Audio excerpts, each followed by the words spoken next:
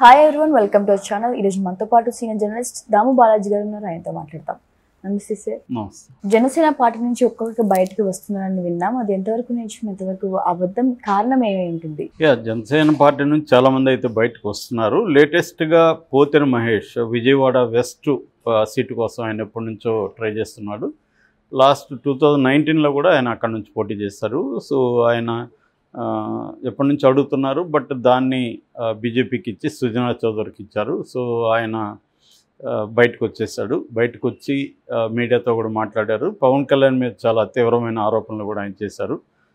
పవన్ కళ్యాణ్కి అహంకారం ఎక్కువని, ఆయన ఎవరి మాట వినరని, అట్లాగే ఆయనకు చాలా రకాల ఫండ్స్ కూడా వచ్చాయని, ఇలా ఇంకా రకరకాల ఆయన ఆరోపించారు. అయితే ఆయన వైసీపీ ఫోల్డ్లోకి వెళ్ళాడు. అందుకని వాళ్ళు నువ్వు వచ్చే ముందు పవన్ కళ్యాణ్ తిట్టిరా అని చెప్పారు, అందుకని తిట్టారని కూడా వీళ్ళు కౌంటర్ అఫెన్సివ్ అయితే చేస్తున్నారు. అయితే ఆయన ఒక్కడే కాదు, అంతకుముందు ముమ్మడివరం ఇన్ఛార్జ్ ఆయన పితాని బాలకృష్ణ, ఆయన వైసీపీలో చేరాడు. అట్లాగే అమలాపురం ఇన్ఛార్జ్ సెట్టిపత్తుల రాజబాబు, ఆయన కూడా వైసీపీలో చేరాడు. దాని తర్వాత ఏలూరు జిల్లా కైకలూరు నుంచి బసవబోయిన వెంకటేశ్వరరావు, బివి రావు అంటారు ఆయన్ని, ఆయన అక్కడ టికెట్ ఆశించాడు. ఆయన ఎక్కువ కాలం అక్కడ పనిచేశారు. 2019లో కూడా ఆయన పోటీ చేశారు. సో అది కూడా బీజేపీకి వెళ్ళింది. కామినేని శ్రీనివాసరావుకి అక్కడ మాజీ మంత్రి, ఆయనకి ఇచ్చారు అన్నమాట. వీళ్ళిద్దరూ కూడా వచ్చి వైసీపీలో జాయిన్ అవుతున్నారు. ఇలాగే ఏంటంటే జనసేనలో ట్రెడిషనల్గా జనసేనలో ఎప్పటి నుంచో పనిచేసి తమ డబ్బులు కావచ్చు, టైం కావచ్చు స్పెండ్ చేసి అక్కడ పనిచేస్తున్న వాళ్ళకి టికెట్లు రాలేదు. దానికి ఒక కారణం ఏంటంటే పవన్ కళ్యాణ్కి సీట్లు తక్కువ రావడం, రెండోది గెలిచే వాళ్ళకే ఇవ్వాలని పవన్ కళ్యాణ్ అనుకోవడం, మూడోది పవన్ కళ్యాణ్ మీద చంద్రబాబు కంట్రోల్ ఉండడం, డబ్బులు మనం పెట్టలేం కాబట్టి పెట్టే క్యాండిడేట్లను పెట్టుకుంటే బాగుంటుందని పవన్ కళ్యాణ్ థింక్ చేయడం, ఇట్లాంటి అనేక కారణాలు ఉన్నాయి. సో దాదాపు 21 అసెంబ్లీలలో 12 మందికి జనసేనేతర వాళ్ళకి ఇచ్చారు. అంటే కొంతమంది తెలుగుదేశం వాళ్ళు ఉన్నారు, కొంతమంది వైసీపీ వాళ్ళు ఉన్నారు. సో 21 వచ్చిందే తక్కువ సీట్లు, కనీసం ఒక 50 వస్తాయని అనుకున్నారు, కనీసం వరస్ట్ అంటే 40 అన్నా వస్తాయని అనుకున్నారు. చాలామంది ఆశించారు మళ్ళీ మనకి పోటీకి మనకి ఇస్తారు అని, ఈ ట్రెడిషనల్గా జనసేనలో పనిచేసే నాయకులు. కానీ వచ్చిందే 21, అంతకుముందు 24 వస్తే దాంట్లో మళ్ళీ 3 త్యాగం. సో 21, ఆ 21లో కూడా 12 మంది జనసేన కాకుండా ఉండే వాళ్ళకి ఇచ్చారు. సో అందువల్ల జనసైనికులకి ఆటోమేటిక్గా ఇబ్బంది అవుతుంది. మనం కానీ చూస్తే రీసెంట్గా ఇచ్చిన పాలకొండ నిమ్మక జయకృష్ణ, ఆయన తెలుగుదేశం వాడు, అవనిగడ్డ మండలి బుద్ధప్రసాద్, ఆయనకి తెలుగుదేశం సీట్ రాకపోతే జనసేనలో చేరాడు, జనసేనలో సీట్ వచ్చింది పాలకొండలో. అట్లాగే రైల్వే కోడూరు అరవ శ్రీధర్, అంతకుముందు అక్కడ భాస్కర్ రావు అన్నకి ఇస్తే భాస్కర్ రావు ఏమో వైసీపీ వాళ్ళతో ఫోటోలు ఎక్కడ ఉన్నాడని చెప్పి అరవ శ్రీధర్ సర్పంచ్గా ఉన్నాడు, ఆయన తెలుగుదేశం వ్యక్తి, ఆయన చేరిన రోజే ఆయనకి టికెట్ ఇచ్చేసింది. అట్లాగే మన ఆరణి శ్రీనివాసులు చిత్తూరు వైసీపీగా ఉన్నాడు ఇంతకుముందు, ఆయనకి ఎమ్మెల్యే టికెట్ రాకపోతే ఆయన తీసుకొచ్చి తిరుపతిలో ఇచ్చారు. నిజానికి తిరుపతిలో ఎప్పటి నుంచో జనసేనలో పనిచేస్తున్న చాలామంది నాయకులు వాళ్ళు అసలు తిరుగుబాటు చేశారు, పోస్టర్లు వేశారు, క్యాంపెయిన్ అంతా చేశారు. అరవ శ్రీధర్ వస్తే ఆరణి శ్రీనివాసులు వస్తే మేము ఓడిస్తామని కూడా, కానీ ఆయనకే ఇచ్చారు. అట్లాగే అనకాపల్లి కొనతల రామకృష్ణ వైసీపీ నుంచి వచ్చిన ఆయనకి ఇచ్చారు. పెందుర్తి పంచకల్ల రమేష్, ఆయన వైసీపీలో ఉన్నాడు, ఆయనకి ఇచ్చారు. భీమవరం పులవర్తి ఆంజనేయులు తెలుగుదేశం నుంచి వచ్చాడు, ఆయనకి ఇచ్చారు. పోలవరం బాలరాజు, ఆయన తెలుగుదేశం నుంచి వచ్చాడు, ఆయనకి ఇచ్చారు. ఉంగుటూరు ధర్మరాజు, ఆయన తెలుగుదేశం నుంచి వచ్చాడు, ఆయనకి ఇచ్చారు. విశాఖ దక్షిణం ఆయన వంశీకృష్ణ, ఆయన వైసీపీ నుంచి వచ్చాడు, ఆయనకి ఇచ్చారు. Battula Ramakrishna Rajanagar YCP, Balashowry MP.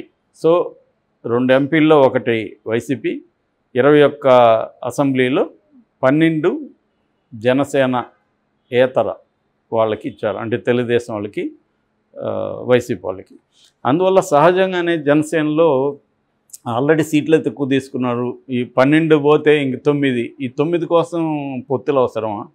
9 కోసం మనం ఇంత త్యాగాలు చేయాల్సిన అవసరమా? ఇదేదో మనం ఇండిపెండెంట్గా జనసేన పోటీ చేస్తుంటే కనీసం 175 నియోజకవర్గాల్లో కొత్త లీడర్షిప్ ఇవాల్వ్ అయి ఉంటుంది. ఈజీగా 10 సీట్లు తెచ్చుకోవచ్చు మనం గట్టిగా పోరాడితే. సో మనకు ఒక లీడర్షిప్ ఎవాల్వ్ అవుతుంది, పార్టీ స్ట్రక్చర్ డెవలప్ అవుతుంది. ఇది కదా చేయాలి. ఇది చేయకుండా రెండోది 175 ఇచ్చుంటే అందులో 50-60 మందికి కాపు నాయకులకి ఇచ్చుండొచ్చు. సో చాలామంది కాపు నాయకులు తయారయ్యేవాళ్ళు, బీసీలు తయారయ్యేవాళ్ళు, కొత్త వాళ్ళు రాజకీయాల్లో లీడర్షిప్ వచ్చేది. అంత మంచి ఆపర్చునిటీ వదులుకొని ఇతను మొత్తం త్యాగాలు చేసి 21 తీసుకొని అందులో 12 ఇచ్చేసి 2 పార్లమెంట్ తీసుకొని అందులో 1 ఇచ్చేసి ఇంకా జనసేన నుంచి ఎక్కడ నాయకులు వస్తారు? రేపొద్దున వీళ్ళు గెలిచినాక వీళ్ళు మనతో ఉంటారని గ్యారంటీ ఉంది. బాలశౌరి వైసీపీలోకి వెళ్ళడా, లేకపోతే మిగతా తెలుగుదేశంలో వాళ్ళు తెలుగుదేశం ప్రభుత్వం వస్తే అట్లా జంప్ చేయరా? ఫైనల్గా జనసేనకి ఏం మిగులుతుంది అనేది ప్రధానంగా జన సైనికుల నుంచి వస్తున్న ఆవేదన. దీనివల్ల ఒక ప్రాబ్లం ఏంటంటే పార్టీ బలపడే ప్రసక్తికి లేదు. మామూలుగానే చంద్రబాబు మీద ఒక విమర్శ ఏమంటే ఆయనతో పొత్తు ఎవరు పెట్టుకున్నా ఆ పార్టీని నాశనం చేసేస్తాడు. అంటే ఆ పార్టీలోకి తన మనుషులను పెట్టి వాళ్ళకి టికెట్ ఇచ్చి తద్వారా ఆర్గానిక్గా ఆ పార్టీలో నుంచి లీడర్షిప్ రాకుండా చూస్తాడనేది ఒక విమర్శ ఉంది. అది కొంతవరకు మనకి అబ్జర్వ్ చేసినా కూడా నిజం అనిపిస్తుంది. బీజేపీ విషయంలో కూడా అదే జరిగింది. బీజేపీ ఇన్నేళ్ళు అక్కడ ఉన్నప్పటికి కూడా ఇప్పటికి కూడా 1% ఓట్ల తెచ్చుకోలేని ఒక దీనావస్థలో బీజేపీ ఉందంటే గ్యారంటీగా అది పొత్తుల వల్ల వచ్చిన ప్రాబ్లమే. ఎందుకంటే లీడర్షిప్ ఎప్పుడు రావాలన్నా కూడా కంటెస్ట్ ఎక్కువ మంది చేయాలి, అక్కడే నాయకత్వం. ఇప్పుడు మనం రామారావు పీరియడ్లో చూసాము, అనామకులంతా వచ్చారు. చాలామంది బీసీ నాయకులు ఎవాల్వ్ అయ్యారంటే ఎన్టీ రామారావు అప్పుడు ప్లాన్ చేసిన విధానమే. అట్లాగే వైఎస్ఆర్ పీరియడ్లో కూడా చాలామంది వచ్చారు. చంద్రబాబు పీరియడ్లో రాలేదని కాదు, ఆయన కూడా చాలామందికి ఇచ్చారు. ఏదేమైనా కామన్ పీపుల్ రాజకీయాల్లోకి రావడం, రెండోది ఇప్పటి వరకు ప్రాతినిధ్యం లేని కులాలు రావడం, అట్లాగే స్త్రీల నాయకత్వాన్ని డెవలప్ చేయడం, ఇదంతా కూడా ఏంటంటే విభిన్న సెక్షన్లో వాళ్ళకి ఇవ్వాలి సీట్లు. సో ఇది పవన్ కళ్యాణ్ కష్టంగా ఉంది. అందుకని నిన్నటి నుంచి ఒక వార్త వైరల్ అవుతుంది, పవన్ కళ్యాణ్ కోపంతో గాజు గ్లాస్ కొట్టాడు ఇసురు కిందకని, అంటే ఫ్రస్ట్రేషన్తో. ముఖ్యంగా పోతిన మహేష్ బాగా డ్యామేజ్ చేస్తున్నాడు అని చెప్తున్నారు. ఎందుకంటే ఆయన మంచి ఫాలోయింగ్ ఉంది, చాలామంది ఉమెన్ కూడా వచ్చి ఏడుస్తూ మీడియాలో మాట్లాడుతున్నారు.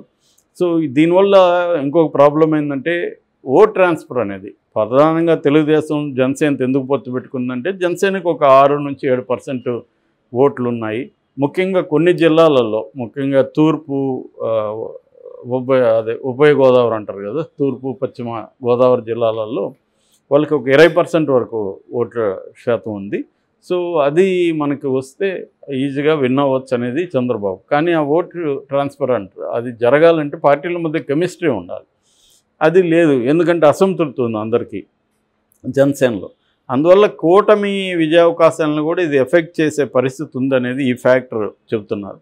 రెండోది ఏంటంటే పవన్ కళ్యాణ్ ఆరోగ్యం సహకరించకపోవడం వల్ల వాళ్ళ క్యాండిడేట్లకి వెళ్ళి ప్రచారం చేసే ఇది కనబడలేదు. మామూలుగా అయితే పవన్ కళ్యాణ్ని పొత్తు పెట్టుకోవడంలో ఈ అంశం కూడా చంద్రబాబుకు ఉంది. పవన్ కళ్యాణ్ ఒక స్టార్ క్యాంపెయినర్గా తెలుగుదేశం క్యాండిడేట్స్ ఉన్న దగ్గర కూడా వాడుకుందాం అనుకున్నారు. కనీసం కొన్ని ఇబ్బందికరమైన సీట్లలో పవన్ కళ్యాణ్ వస్తే కొంత బాగుంటుందని.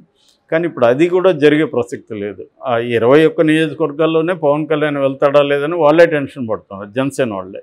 సో ఇంకెందుకంటే టైం ఎక్కువ లేదు. ఆయన 3 రోజులు పోతే ఒక రోజు పోతే 3 రోజులు లీవ్ తీసుకుంటున్నాడు. సో ఆయనకి ఆరోగ్యం బాగుండకపోవచ్చు, కానీ అక్కడ విశ్రాంతి అక్కడే తీసుకొని అక్కడ నాయకులను కలవచ్చు. రకరకాల పద్ధతులు ఉంటాయి కదా. సో ప్రతిసారి హైదరాబాద్ వచ్చి ఇక్కడ 3 సార్లు మళ్ళీ ఏమో ఇక్కడ షూటింగ్లో పాల్గొన్నాడని కొన్ని విజువల్స్ వచ్చాయి. ఇటువంటి ఇబ్బందులు అయితే ఉన్నాయి పవన్ కళ్యాణ్కి. మరి దీన్ని ఎలా అధిగమిస్తాడనేది చూడాలి. Thank you sir.